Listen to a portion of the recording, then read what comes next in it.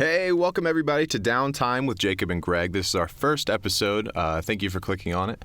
I'm Greg. I'm Jacob. This episode, we're going to talk about everything Joker. So the new movie Joker came out a little bit ago. So. Hey, Greg, I got a joke for you. What's up? What do you get when you cross a mentally ill loner with a society that treats him like trash? I don't know.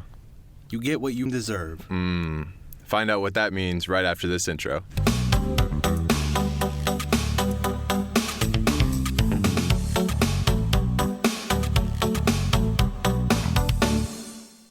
All right, welcome back. Thank you for sitting through the intro. Greg, to start off, what did you think about this movie? You know, my initial thoughts on the movie, I came out of the theater very shocked. And I didn't know what to think. So just a little bit of background. I work in res life, as you know. And I was just thinking about all the mental health and stuff that residents go through. Right. And how with the... I can't remember what the lady was called. Who did he go to at the beginning? Just some therapist at Arkham Asylum. Yeah, that's right. And the funding got cut, so he had nobody to go to.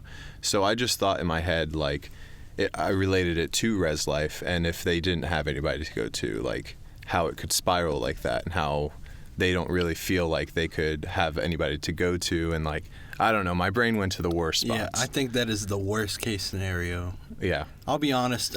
Spoiler alert, by the way. We're going to be talking about spoilers. I was 30 minutes in is where it really got me on the subway scene. That was when I was really hooked. Yeah. At the very beginning of the movie, I was just trying to figure it out.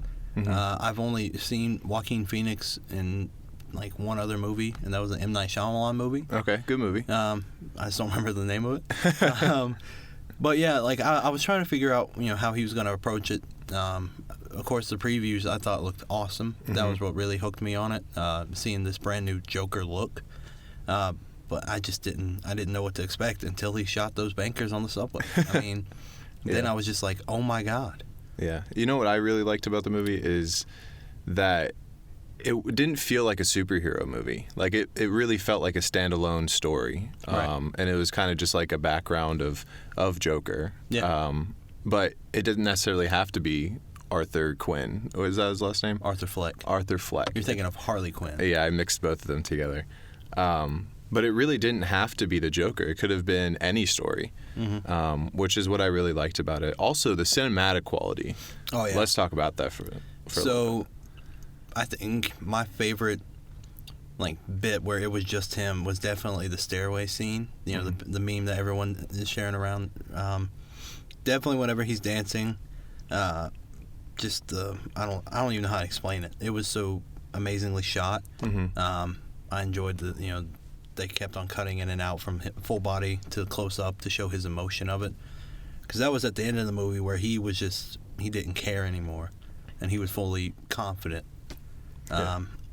Whereas, at the beginning of the movie, you see him dancing, and he's, doing it in private, trying to hide. But, at that point, he's out in the open, fully expressed with what he wants to do. Yeah. I did like that scene a lot, too. I also like the one, he's, putting on his makeup in the mirror. That one looked really cool, because they had to make sure that they didn't get the camera in the background. And the emotion that he was able to convey through that. And then the single tear rolling with the blue makeup. Right. Yeah, I think that is what really sells his look, is that, he has this disease where he's always laughing, and he's in so much pain, but he can't fully express that.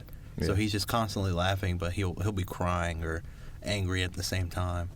Yeah. And it's just, I think that single tear effect really added on to that emotion aspect. What did you think about the twist at the end?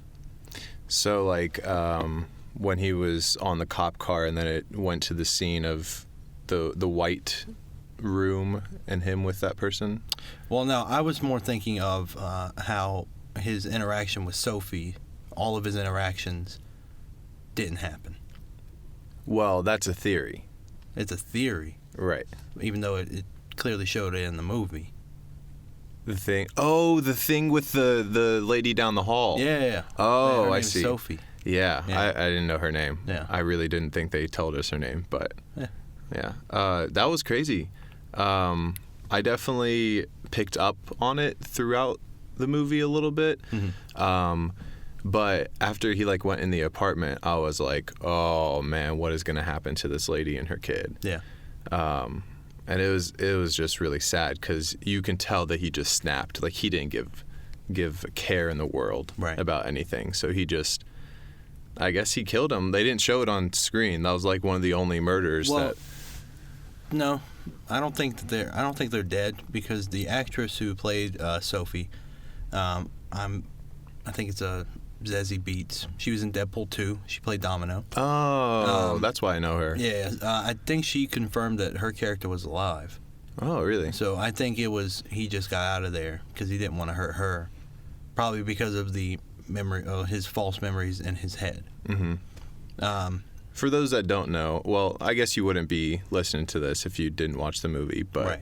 just to give a recap, this is the lady who he went to the comedy club with and had like the date with, and then went to go see his mom in the hospital. Yeah.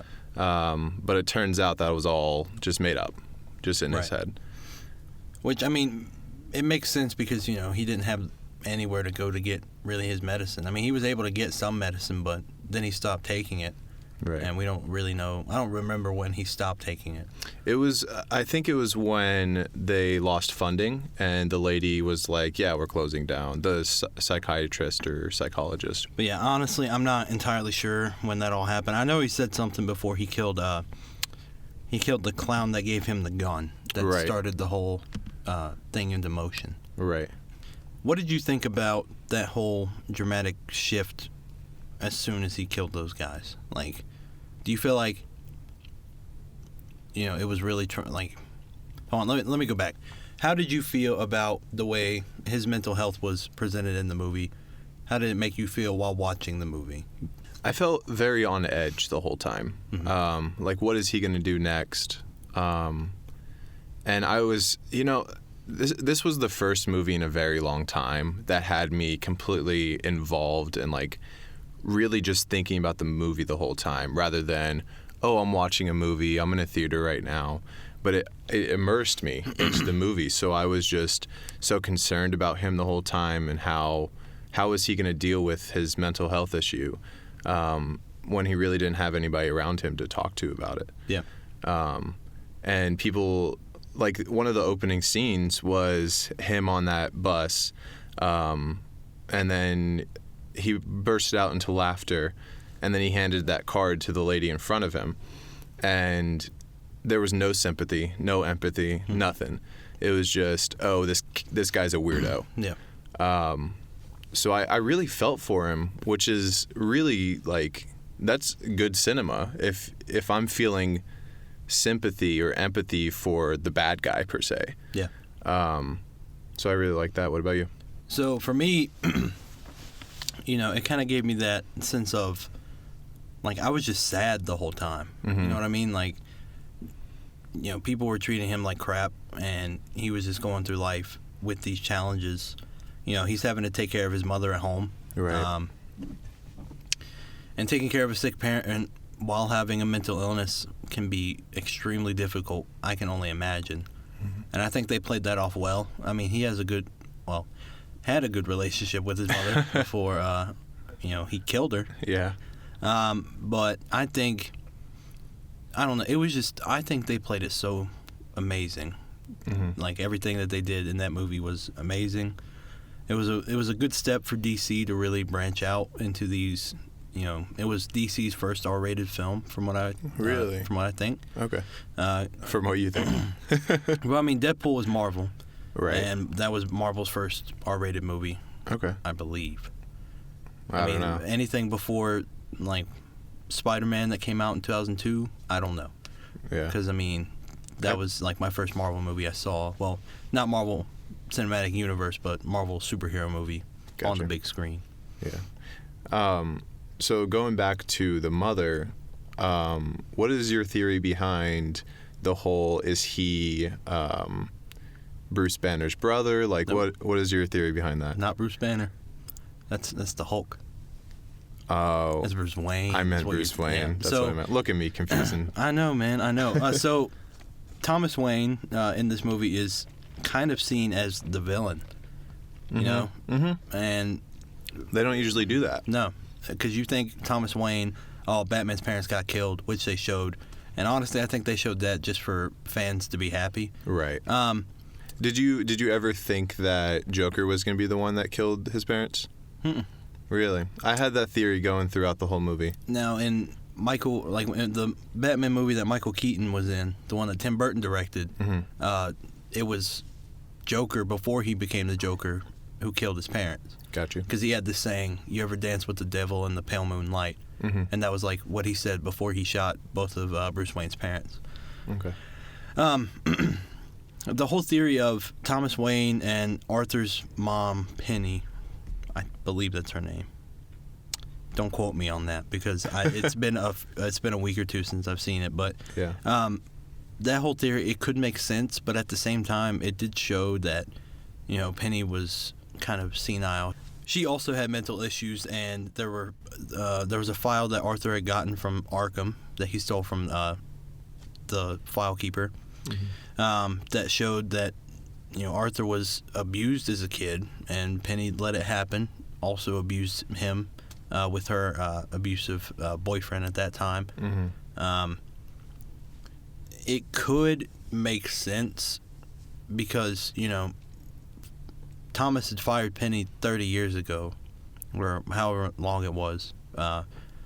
And I believe that if that theory is kind of prevalent, whichever word is the right word to use here, Thomas and Penny may have had relations. And instead of him being adopted, it could have been just something else that Thomas had changed in the files. Yeah. Because he has so much influence on the city because he's one of the richest men in Gotham. Right. So he could have done something with the files to make it never trace back to him. Yeah, that's what I thought. I thought that he would doctor the documents. Yeah. All in all, great movie. I really just enjoyed every minute of it after the first 30 minutes. Yeah. The first 30 minutes, I don't know what it was that didn't really sell me into it. I think it's because, it was kind of slow-paced for a reason. It Right. was really wanting to build the aspect of Arthur has this daily routine. He goes to work, he's a clown. It makes sense with his disease. He does his clown business. And then after that, he goes back home, checks the mail to see if Penny has received a letter from Thomas Wayne, because she's always writing him. Every day there's no mail. He goes upstairs, takes care of her, gives her a bath, talks to her about Thomas Wayne, watches that late night talk show with Murray. And then he goes to bed. I mean, that's his daily routine all the time. And he's trying to write stand-up material because he wants to be a comedian. Which, even without seeing this movie, people who know the Joker character, one of his backstories is he's a failed stand-up comedian. And they really showed that in the movie. I think they did a really good job with it. Because whenever you first see him, it seems like he's really killing at this comedy club. And then it turns out he didn't, because there was a video on the late night show with Murray. I just don't know his last name. Where Freeman, right? Murray Freeman? Is that his name? Possible. Okay. I don't know. I don't know. He's on this late night show with Murray, and Murray shows the stand-up clip, and Arthur tells his joke, doesn't get a single laugh from the audience. So clearly he's not a successful stand-up comedian. Murray Franklin is his name. Murray Franklin, thank you. Thank you for looking that up. So he goes on the, Murray Franklin. This movie's set in the 80s, right? So this is a time before clips really become viral. It's only if a tape is brought into a TV show or a network and says, here, this guy did terribly at this comedy show, we should roast him on air, and then that be it. Yeah. What was really cool about that one is that when we initially saw the scene, it was from Arthur's point of view. Right. So to us as the audience, we thought he was killing it. We thought he was doing great. And then they go to that scene where it's being shown on the Murray show. Right. And it's just like silent in the place, in the club. Which I thought was great cinema. Like being able to basically lie to the audience and then later reveal a bunch of stuff to us that was like, no, that's not what actually happened. Yeah. I loved that part. Yeah. What do you think about, Arthur's journey from, being this nobody pretty much, and he wasn't even trying to start this revolution, Right. but he did. Mm-hmm. He unintentionally started this revolution by killing those 3 bankers on the subway because they were messing with him, and he had the gun. Right. So, shot one in the head, one in the chest, and then he hunted the 3rd one down. Which, Right. He was trying to get away. Yeah. Yeah. The 3rd guy was just injured, and he had been shot, but he was trying to crawl away, and Arthur had hunted him down and killed him. Right. Which that was when I was on the edge of my seat, like, oh my God, this is awesome. He saw all this attention that the killer clown was getting. Right. And then he,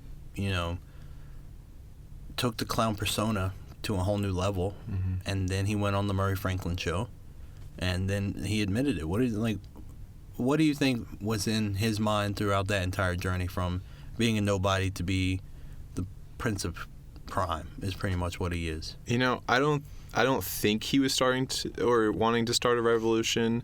I don't think he cared at all what people perceived of him. I think that he just snapped and that he was tired of people treating other people a certain way. And the fact that Murray Franklin was somebody that he looked up to and watched every single night with his mom.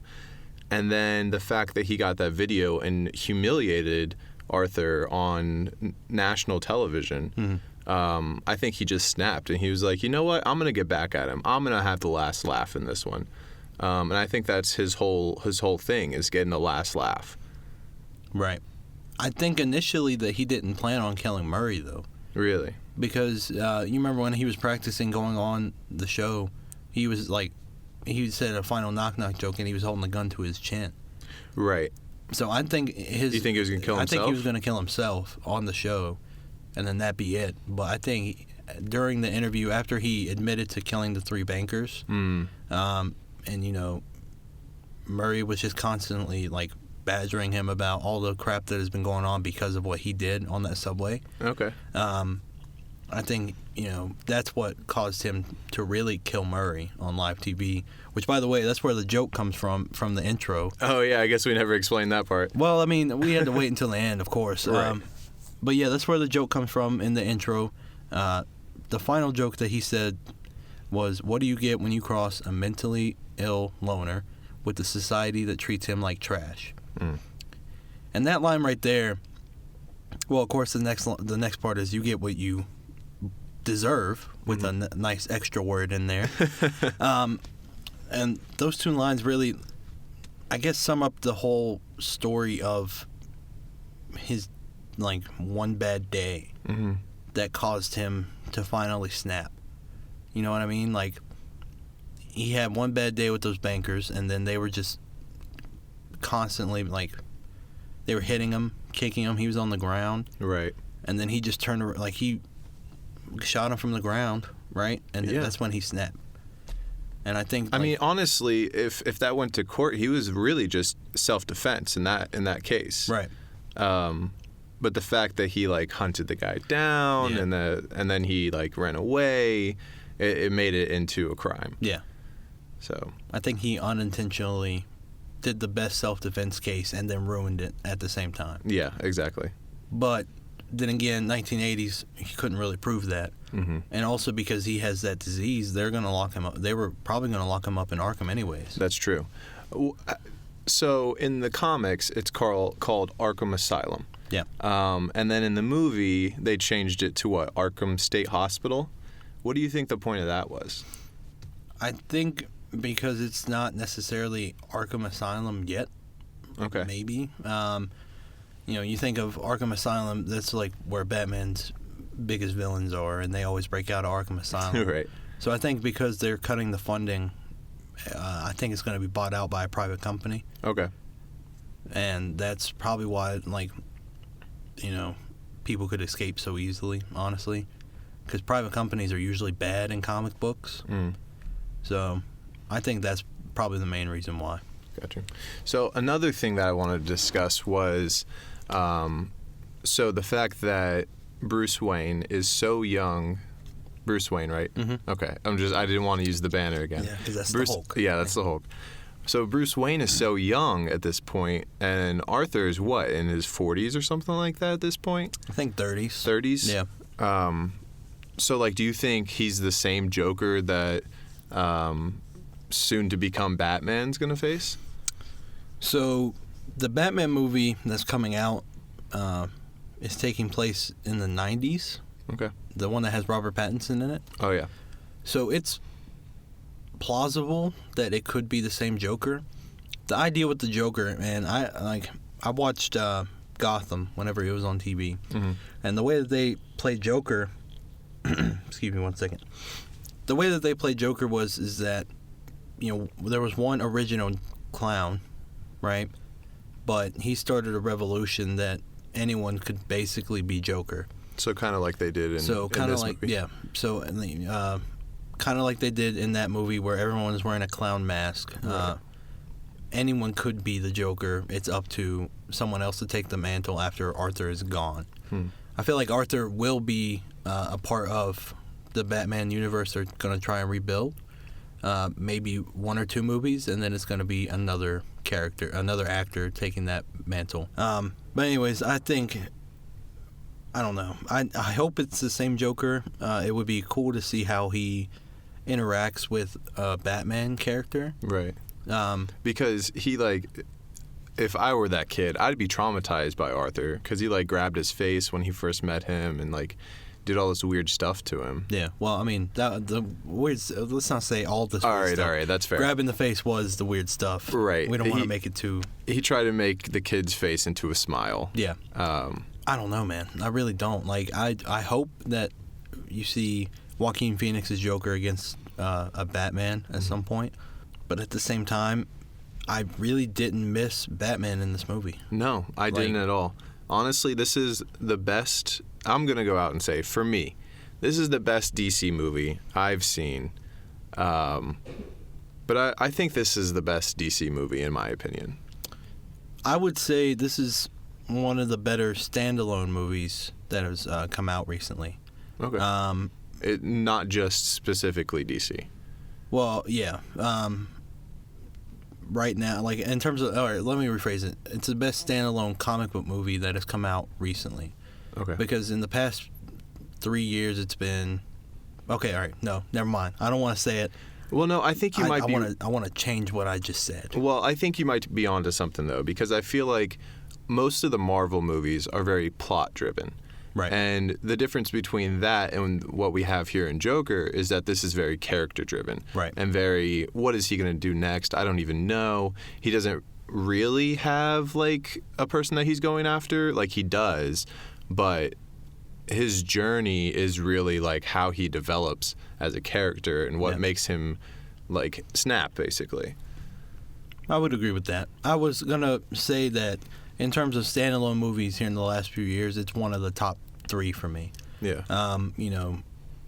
Spider-Man Homecoming came out in 2017, and me as a Spider-Man fan, that was an awesome first outing as Tom Holland Spider-Man. Yeah. Best Spider-Man, by the way. Yeah. Yeah. Well, I mean, we could talk about that for. We'll talk about Marvel in a different episode. Yeah, but in terms of DC, I will agree. Since probably The Dark Knight that came out in 2008, and that's been 11 years now, and it just so happens that it's 2 great Jokers. This just gives more detail about this Joker. Yeah. Heath Ledger's Joker didn't need detail because he was just this big presence that it was easy to fear him, but also kind of enjoy him at the same time because he was just a great storyteller, the way that he portrayed the Joker. Always having a different origin story, so he was mysterious. Yeah. Whereas this one, you're kind of getting an idea if this is a quote-unquote true origin story for the Joker. Right, because at the end they kind of made it open-ended. Like, did it really happen? Is this like, oh, this is one way it could happen, but it's really up to you? Yeah. Type thing, but I'm not sure. I mean, I do agree with your overall point that this was a great character-driven movie. Murray. But yeah, I don't know. I really enjoyed it. It was, like I said, the first 30 minutes, I don't know what it was. I think I was just kind of being negative about it because it was a DC movie, and I was just like, oh, here we go. They're going to try again. But no, it really picked up speed. I think if I rewatched it, I could go through the first 30 minutes and appreciate it more. Yeah. Because of the rest of the movie. Yeah, and earlier you were talking about how it was kind of slow, but yeah. I think everything about this movie was very intentional, because I feel like people say it's quote unquote slow, but I really think those parts were put in there so that you can have time to think, time to like really analyze what's happening, and for you to kind of come up with some conclusions on your own, rather than everything being given to you. Right, because instead of it being one thing after another, snap, snap, snap, it was, all right, here's something. What is he going to do next? Here's another thing. 20 minutes. Here's another thing. Yeah. And then I think it was good like that. Yeah, for sure. Well, overall, I'd give this movie I think a 9 out of 10. It was for me, it was the shock factor. I don't normally watch gory stuff, so that's why I'm docking off 1 point. But overall, fantastic movie. I don't necessarily agree with all the things that happened in it, of course. Right. I mean, people died. Right. But the experience that I had watching it was fantastic because it hadn't happened in years. So I would recommend going to watch it, but with caution that there's going to be a lot of violence in it. It's rated R for a reason. Obviously, don't bring your kids to it. Right. But yeah, what would you rate it? So it was a very enjoyable watch. I liked how Joaquin Phoenix kind of took this role and made it his own. Of course, the director, Todd Phillips, he directed the Hangover movies. I don't know if you knew that. Yeah.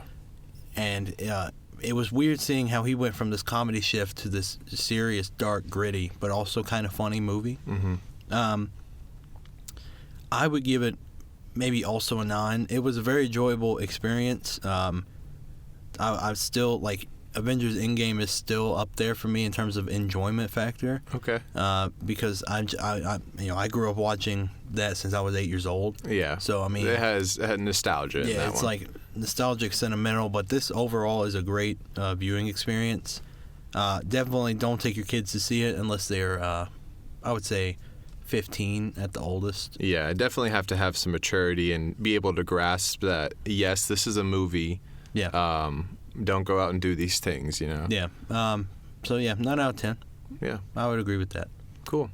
All right, well, everybody, thank you for listening to us. This is Downtime with Jacob and Greg.